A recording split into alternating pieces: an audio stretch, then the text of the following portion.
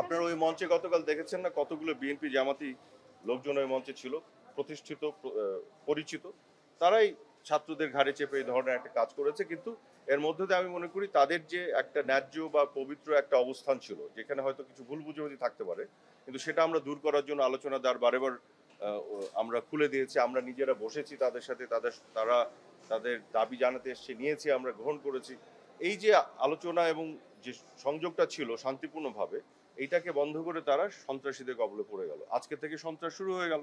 এখন সন্ত্রাস শুরু হলে আমরা তো ধৈর্য ধরছি, আমরা কিন্তু কোথাও কিছু করছি না, কারণ আমরা জাতিকে, বিশ্বকে দেখাতে চাই যে সন্ত্রাসটা কারা করে একটু দেখুক। নাহলে তো আমাদেরকে বলবে এই যে আমরা নেমেছি, আমরা এটা অন্যায়টা করছি, পুলিশ এগুলো করছে। নো, গতকাল তারা মেরেছে, সেদিন পরশুদিন খুলনায় পুলিশ তাকে কিভাবে হত্যা করলো। আপনারা বলেন তো, একটা পুলিশকে হত্যা করার পরে উল্টা করে ঝুলিয়ে রাখা, এটা কোন ধরনের পাশবিক না হলে একটা মানুষ করতে পারে বলেন? এবং শুধু সেটা নয়, সে উল্টা করা ছবি দেওয়ার পরে যারা নিচে এসে আলহামদুলিল্লাহ বলে, এরা দেশ চালাবে, এরা দেশ দখল করবে বলেন? একটা পুলিশকে হত্যা করে উল্টা করে ঝুলে রাখছেন, এটা তো সাধারণ মানুষের কাজ না, সাধারণ ছাত্রদেরও কাজ না। যারা এই কাজ করছে, করার পরে এই ছবি ফেসবুকে দিয়ে যারা আলহামদুলিল্লাহ বলে, এই মানসিকতায় মানুষ দেশ চালাবে, আপনারা তাহলে বুঝে নেন যে আপনাদের ভাগ্যে কি আছে।